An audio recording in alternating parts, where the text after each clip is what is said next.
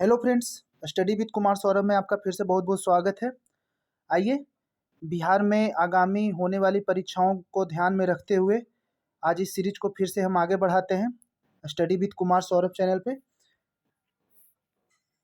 आज का मेरा प्रथम क्वेश्चन है, ये बीपीएससी में आया हुआ क्वेश्चन है।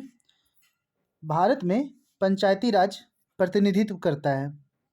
Panchayati raj in India represents a decentralisation of powers, शक्तियों का विकेंद्रीकरण, कम्युनिटी डेवलपमेंट अर्थात सामुदायिक विकास, पार्टिसिपेशन ऑफ पीपल, लोगों की भागीदारी, लास्ट है मोर देन वन और नन ऑफ द एबव, यानी इनमें से एक से अधिक या कोई भी नहीं।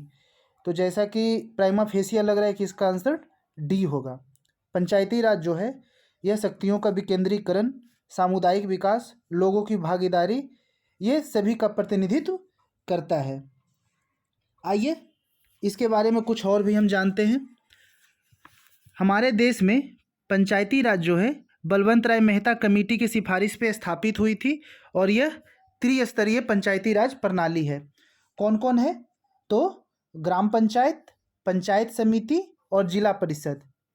ग्राम पंचायत, पंचायत समिति और जिला परिषद, जिसको जीप बोलते हैं। पंचायती राज में त्रिस्तरीय प्रणाली आती है, ठीक है। यद्यपि बंगाल में, ध्यान से सुनेंगे, बंगाल में 4 स्तरीय ग्राम पंचायत है। कौन कौन है? ग्राम पंचायत, अंचल पंचायत, आंचलिक पंचायत तथा जिला परिषद। तो कई राज्यों में एक स्तरीय, कई राज्यों में 2 स्तरीय संस्थाएं भी हैं, लेकिन बलवंत राय मेहता कमेटी के सिफारिश पे त्रिस्तरीय पंचायत जो है ये पूरे इंडिया में कुछ भागों को छोड़कर लागू है, ठीक है। तो इस क्वेश्चन से आपको इतनी जानकारी मिलती है। नेक्स्ट, खान को निजामुद्दीन औलिया ने भेंट करने से इनकार कर दिया था। From which of the following sultan did Nizamuddin Auliya refuse to meet? Alauddin Khilji, Firoz Shah Tughlaq, Muhammad bin Tughlaq और बलबन। तो इसका आंसर होगा अलाउद्दीन खिलजी, ए ऑप्शन होगा। क्या होगा? ए। देखिए, निजामुद्दीन औलिया जो थे वो शासकों से मिलने में विश्वास नहीं करते थे, इसलिए जब अलाउद्दीन खिलजी उनसे मिलने की आज्ञा मांगी तो उन्होंने यह कहा कि मेरे मकान के 2 दरवाजे हैं, यदि सुल्तान एक द्वार से आएगा तो मैं दूसरे द्वार से चला जाऊंगा। तो इस क्वेश्चन का आंसर होगा ए, अलाउद्दीन खिलजी। आइए कुछ अलाउद्दीन खिलजी के बारे में हम लोग जान जाएं। इससे एक क्वेश्चन बनती है कि जब उसने राजत्व अर्थात किंगशिप प्राप्त किया तो वह शरीयत के नियमों और आदेशों से पूर्णतः स्वतंत्र था। यह कथन बर्नी का था, ठीक है।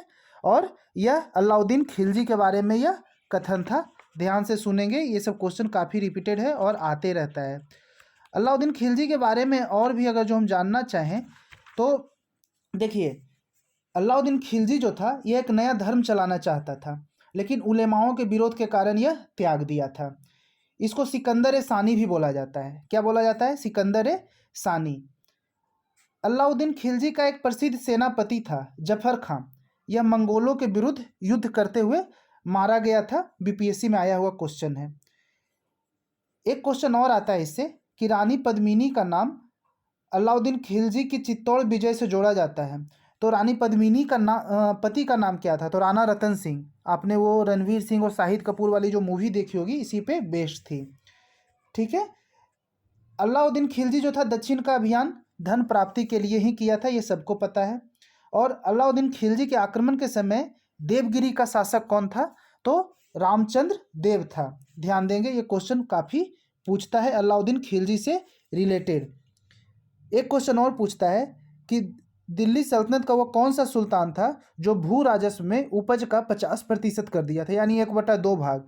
तो यह भी अलाउद्दीन खिलजी था, ठीक है। एक क्वेश्चन और पूछता है किस सुल्तान के काल में खालसा भूमि अधिक पैमाने पे विकसित की गई? तो ये भी अलाउद्दीन खिलजी का था, ठीक है। खालसा भूमि क्या होता था? देखिए, अलाउद्दीन का राजस्व और लगान व्यवस्था का मुख्य उद्देश्य एक शक्तिशाली और निरंकुश राज्य का स्थापना करना था।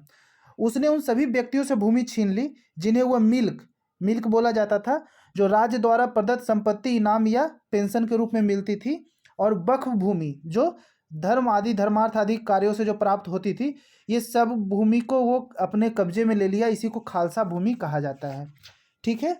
एक क्वेश्चन और पूछता है कि किस सुल्तान ने जमीन में फसल की नपाई का आधा राजस्व के रूप में दावा किया था? तो हम आपको बताएं 50%, अलाउद्दीन खिलजी। ठीक है, और जानिए, अलाउद्दीन खिलजी जो था बाजार सुधार प्रणाली भी लागू किया था। ठीक है, यह मुस्लिम बादशाहों में से एक ऐसा बादशाह था जो मूल्य नियंत्रण पद्धति को भी लागू किया। तो बाजार नियंत्रण, मूल्य नियंत्रण, सार्वजनिक वितरण प्रणाली, ठीक है, ये सब अलाउद्दीन खिलजी का था। घरी और गृह कर, यह भी अलाउद्दीन खिलजी में ही किया था। तो अलाउद्दीन खिलजी से इतनी जानकारी आपको मिलती है। अब आइए फिरोज शाह तुगलक के बारे में जानते हैं। फिरोज शाह तुगलक कौन था? फिरोज शाह तुगलक जो था, इसके बारे में बोला जाता है कि यह सुल्तान जो था बेरोजगारों को काफ़ी रोजगार दिलवाया था। ठीक है, क्वेश्चन पूछता है कि बेरोजगारों के सहायतार्थ दिल्ली के निम्नलिखित सुल्तानों में से किसने रोजगार कार्यालय की स्थापना की थी? ऐसा क्वेश्चन बना है। तो यह फिरोज शाह तुगलक था। कौन था? फिरोज शाह तुगलक। इसमें इसके दरबार में सर्वाधिक गुलाम थे। फिरोज शाह तुगलक के दरबार में सर्वाधिक गुलाम रहते थे और गुलामों के लिए इसने एक विभाग भी बना दी थी, दीवाने बंदगान। ध्यान देंगे फिरोज शाह तुगलक के बारे में। ठीक है, और सर्वप्रथम जो लोक निर्माण विभाग था यह फिरोज शाह तुगलक ही बनवाया था। एक क्वेश्चन और बनता है कि दिल्ली का जो सुल्तान भारत में नहरों का सबसे बड़े जाल का निर्माण करने के लिए प्रसिद्ध था, वह कौन था? तो वह भी था फिरोज शाह तुगलक। और एक सिंचाई कर था, हक ए सर्व, यह भी फिरोज शाह तुगलक ही लगाया था। ठीक है, और जानिए इनके बारे में और भी आपको हम जानकारी देते हैं कि दिल्ली के किस सुल्तान ने ब्राह्मणों पर भी जजिया कर लगाया? काफ़ी इंपॉर्टेंट है। तो यह भी फिरोज शाह तुगलक था। ठीक है, एक क्वेश्चन और पूछता है कि किस सुल्तान ने फलों की गुणवत्ता सुधारने का उपाय किया? तो यह भी फिरोज शाह तुगलक है। एक क्वेश्चन और, टोपरा तथा मेरठ से अशोक स्तंभ के 2 अभिलेख कौन लाया था दिल्ली? तो वह भी फिरोज शाह तुगलक ही था। ठीक है, दिल्ली का कौन सा सुल्तान था जो अशोक स्तंभ को दिल्ली लाया? वो भी फिरोज शाह तुगलक था। फिर क्वेश्चन ऐसे पूछता है कि दिल्ली के किस सुल्तान ने इस उद्देश्य से एक अनुवाद विभाग की स्थापना की कि उससे दोनों संप्रदाय के लोगों में एक दूसरे के विचारों का बेहतर समझ हो सके? यह भी फिरोज शाह तुगलक था। एक क्वेश्चन और था, राज्य के खर्च पे हज की यात्रा की व्यवस्था करने वाला प्रथम सुल्तान कौन था? तो यह भी फिरोज शाह तुगलक था। ठीक है, एक खैराती अस्पताल जिसको दारुल सफ़ा कहते हैं, यह भी फिरोज शाह तुगलक ने स्थापित किया था। तो फिरोज शाह तुगलक से आपको इतनी जानकारी मिलती है। नेक्स्ट है मोहम्मद बिन तुगलक, जिसे इतिहास का वाइज फूल कहा जाता है। मोहम्मद बिन तुगलक को क्या बोला जाता है? वाइज फूल। ध्यान देंगे। आइए इसके बारे में जानते हैं कि दिल्ली सल्तनत का सर्वाधिक विद्वान शासक जो खगोल शास्त्र, गणित, आयुर्विज्ञान आदि अनेक विद्याओं में माहिर था, वो कौन सुल्तान था? तो मोहम्मद बिन तुगलक था। अमीर ए कोही नामक एक विभाग किसने चलाया? तो मोहम्मद बिन तुगलक ने चलाया।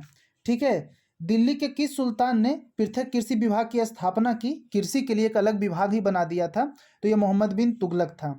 ठीक है, मोहम्मद बिन तुगलक अपनी राजधानी दिल्ली से कहाँ शिफ्ट किया था? तो दौलताबाद शिफ्ट किया था। यह भी क्वेश्चन बनता है।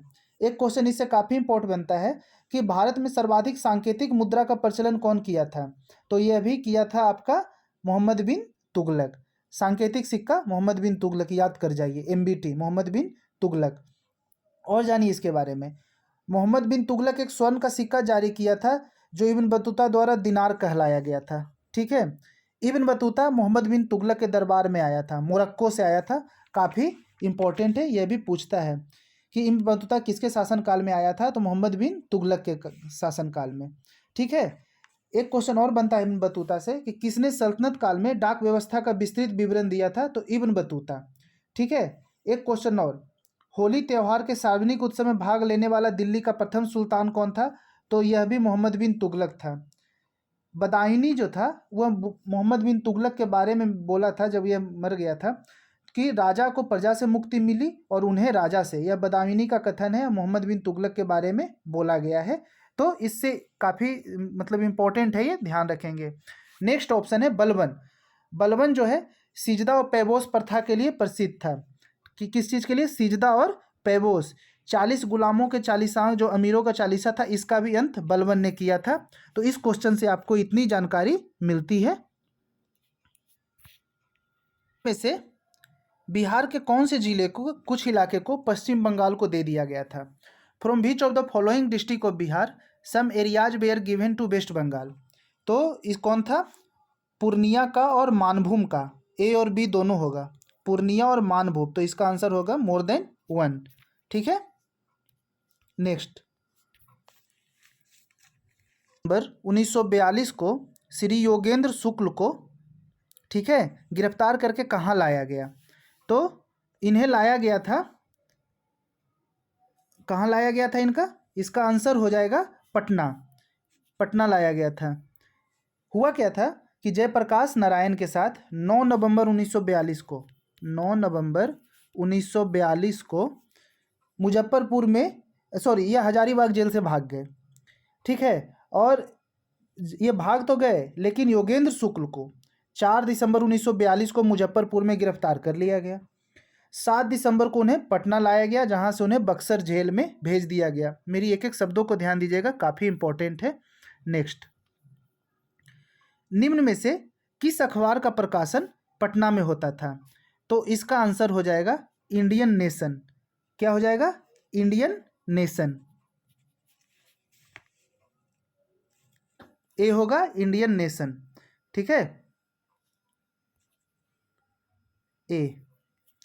देखिए 1931 में जो दरभंगा के महाराज थे कामेश्वर सिंह, इन्होंने द इंडियन नेशन की स्थापना की और यह पटना से प्रकाशित होता था।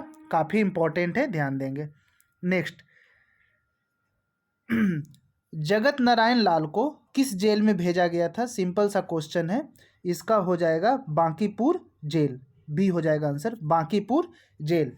1942 के समय यह जो था, मतलब कि बांकीपुर जेल में राजेंद्र प्रसाद को भी रखा गया था, तो ये ध्यान देंगे। जगत नारायण लाल को 1942 के भारत छोड़ो आंदोलन के दौरान बांकीपुर जेल पटना में रखा गया था। नेक्स्ट, रामचंद्र शर्मा किस गांव के थे? ये बिहार के ये लोग विभूति हैं, ध्यान रखेंगे। सिंपल सा क्वेश्चन है, इसका अमहरा आंसर हो जाएगा, फैक्ट है, याद कर जाएंगे। यह अमहरा जो है अभी छपरा में है, तो छपरा निवासी थे रामचंद्र शर्मा। नेक्स्ट, स्वतंत्रता पूर्व बिहार में निम्न में से कौन सी वर्चस्वशाली जाति नहीं थी? तो इसका आंसर हो जाएगा अकॉर्डिंग टू बीपीएससी कुर्मी, बी आंसर हो जाएगा। ठीक है, बाकी जो जातियां हैं आज भी वर्चस्वशाली है, और चूंकि कुर्मी जो है इधर कुछ सालों में काफ़ी वर्चस्वशाली हुई है, यादव कुर्मी। ठीक है, नेक्स्ट,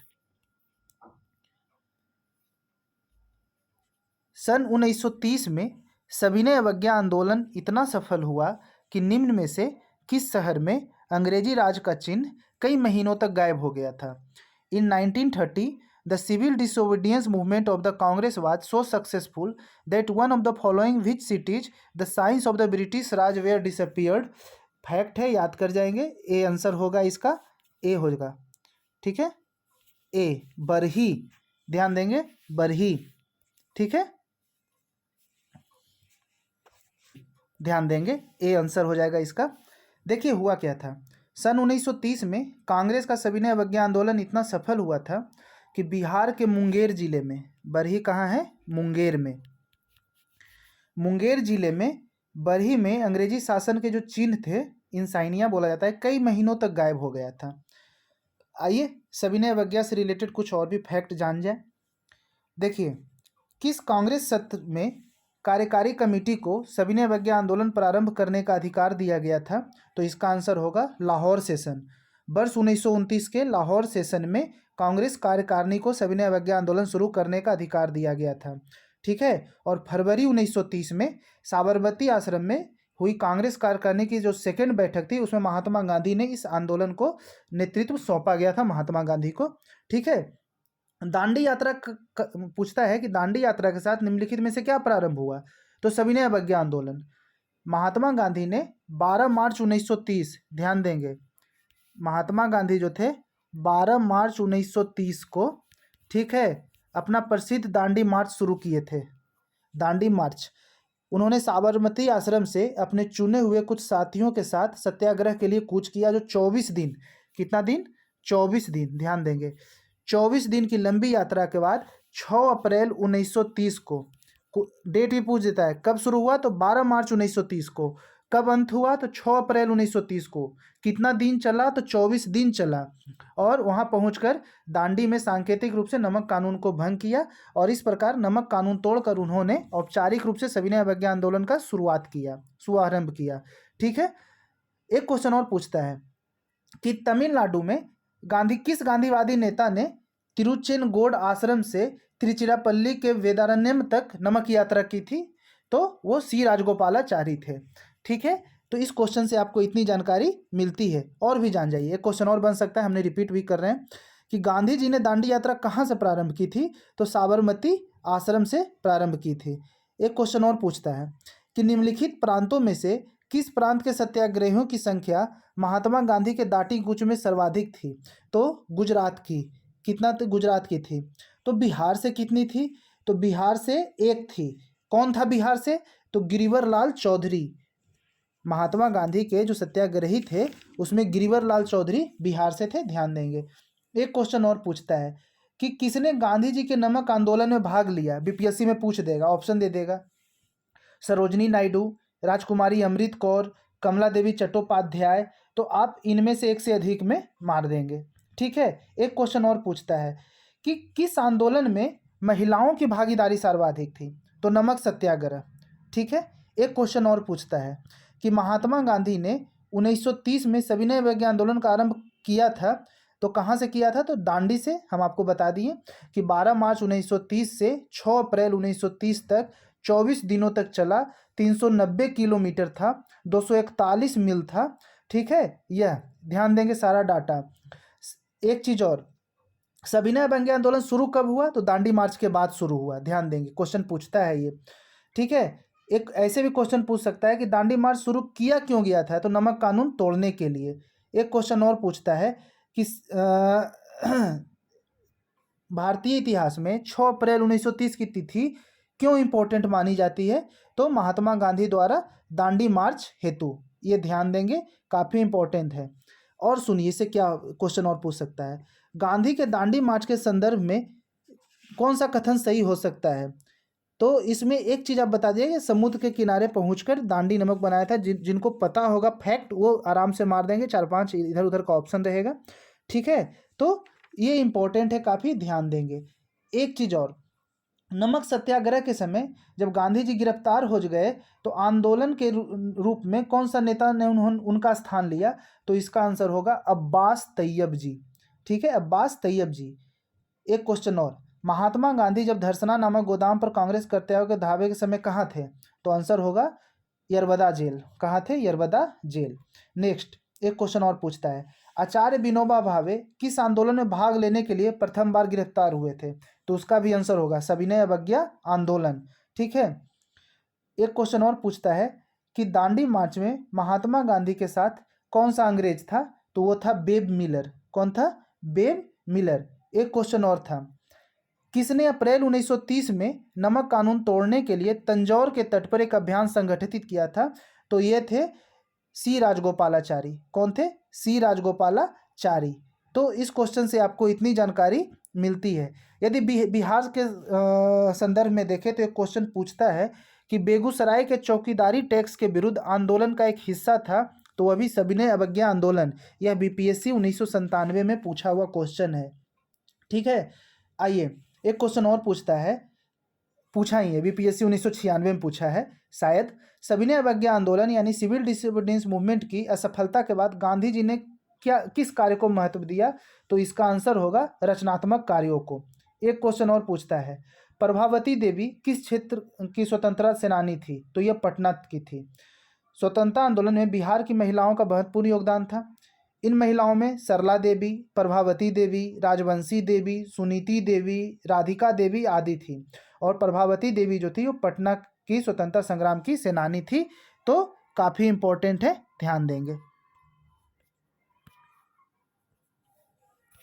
में बिहार के कृषकों को निम्न में से किस श्रेणी में रखा गया था? तो ये रटे जाइए, ये आंसर होगा त्रिमुखी श्रेणी, त्रिमुखी क्लासिफिकेशन था। बिहार में ब्रिटिश राज के अंतर्गत कृषक वर्गों को 3 श्रेणियों में विभाजित किया गया था। कौन कौन था? जमींदार, किसान और खेतीहर, जमींदार, किसान और खेतीहर, ये काफ़ी इंपॉर्टेंट है। नेक्स्ट, गौतम बुद्ध को देवता का स्थान निम्न में से किस राज्य के राज्यकाल में हुआ? तो इसका आंसर हो जाएगा ए, कनिष्क। काफ़ी इंपॉर्टेंट क्वेश्चन है, ध्यान देंगे। में जान ले, गौतम बुद्ध का जन्म कपिलवस्तु के निकट 563 ईसा पूर्व में कब हुआ था? तो 563 ईसा पूर्व में हुआ था। ठीक है। इनके पिता का नाम शुद्धोधन था और ये शाक्यगण के मुखिया थे। माता जो थी माया देवी थी। ठीक है। लेकिन इनका लालन पालन जो की थी इनकी मौसी जो थी प्रजापति गौतमी ने किया था और ये कोलीय वंश की कन्या थी। गौतम बुद्ध के बचपन का नाम सिद्धार्थ था। इनके जन्म के कुछ दिनों के बाद ही इनकी माता का देहांत हो गया था। तो इनका लालन पालन इनकी मौसी प्रजापति गौतमी ने की थी और प्रजापति गौतमी ही जो थी प्रथम भिक्षुनी थी, दीक्षा लेने वाली। बौद्ध धर्म में, बौद्ध संघ में भिक्षुनी का प्रवेश किसके कहने पे लिया गया था? तो गौतम बुद्ध के सबसे प्रसिद्ध शिष्य जो थे आनंद के कहने पे लिया गया था। और सबसे पहली जो भिक्षुनी थी इनकी जो फॉस्टर मदर थी, जो इनका लालन पालन की थी, प्रजापति गौतमी थी। ठीक है। आइए, इनका जो विवाह था 16 वर्ष की आयु में यशोधरा के साथ हो गया था और इनके पुत्र का नाम राहुल था। ठीक है। पूछता है कि बुद्ध के जीवन पर सर्वाधिक प्रभाव किस चीज़ से पड़ा? तो ये 4 दृश्य को देखे थे जिसका काफ़ी प्रभाव पड़ा था। वो था वृद्ध व्यक्ति, बीमार व्यक्ति, मृतक और एक प्रसन्नचित्त सन्यासी। बुद्ध के जीवन से कुछ घटनाएं थी, जैसे इनका जन्म जो था कमल और साँड़ था, गृह त्याग के लिए घोड़ा था, ज्ञान जो था पीपल बोधि वृक्ष और निर्वाण जो था पद चिन्ह। ठीक है। मगध के राजा बिंबिसार ने उनके निवास के लिए बेलूवन नामक एक महाविहार बनवाया था। इन्हें शाक्य मुनि भी कहा जाता था।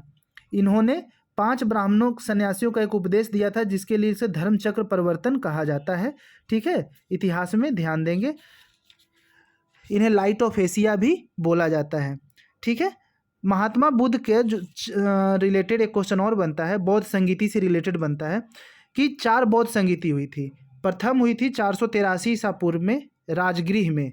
अध्यक्ष थे महाकश्यप और शासक था अजातशत्रु। सप्तपर्णी गुफा में हुआ था। दूसरा हुआ था 383 ईसा पूर्व में वैशाली में। इसके अध्यक्ष थे सवाकामी और शासक था कालाशोक। तृतीय जो हुआ था वो 247 ईसा पूर्व में हुआ था, पाटलिपुत्रा में हुआ था। मोगलीपुत्तिस इसके अध्यक्ष थे और अशोक इसका शासक था। चतुर्थ जो हुआ था ईसा की प्रथम शताब्दी में हुआ था, कुंडलवन कश्मीर में। इसके अध्यक्ष थे वसुमित्र और अश्वघोष उपाध्यक्ष थे और कनिष्क के शासनकाल में हुआ था। कनिष्क जो कुषाण वंश का शासक था। ठीक है फ्रेंड्स, आज का सीरीज आपको कैसा लगा? यदि आपको इससे अधिक जानकारी मिली है तो इसे लाइक करें, सब्सक्राइब करें और शेयर करें। Thanks, have a nice day.